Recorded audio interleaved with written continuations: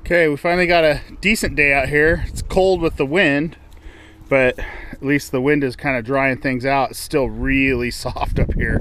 My truck was just gushing as I was coming in.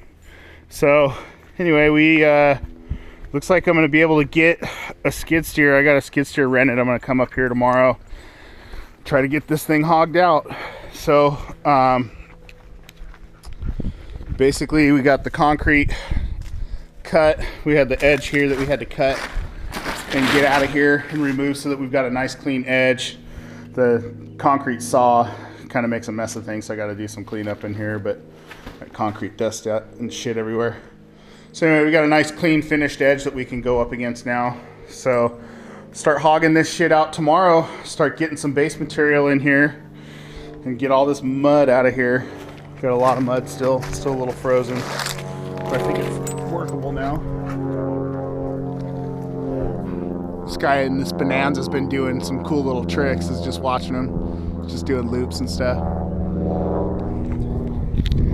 Anyway, so another thing we should probably talk about is fuel for this place, propane mainly. And I think what we should do is the same thing we did down at Mike's, where we should get a 1,000-gallon tank and put it underground. So it'll just have like a little hatch with a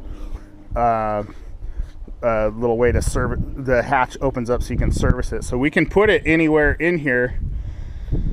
We'll just have to figure out where it's going to be the best spot out of the way. But we can do a service that's going to go right next to the window, right there in the kitchen. So that'll service here. We'll use that for the water heater and for the stove and any other appliances that you might want for gas. If you want heat, or if you want gas heat in there later, we could always put something like that in. And at the same time, if we kind of split it, thinking maybe where the wood trailer's at right here, somewhere back in this area where it's out of the way and where it's not going to get run over or anything like that, and then that way later we can pull a branch off for the house. So that's something to think about. Still waiting on a bid for the drywall.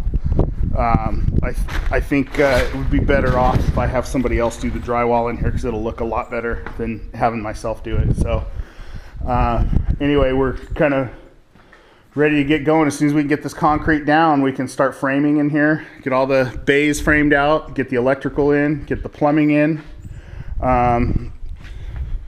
get the insulation in. I started bringing some insulation down today, but that's basically it for now. I'll start working on getting you the hard numbers on pricing. The one I'm waiting on is just the drywall, and we'll get everything priced out for phase 2. And then I'll also, on the way back today, I'm going to try to go by and maybe get some dimensions for some appliances like a stove and the washer and dryer, stuff like that. Anyway, that's it for now.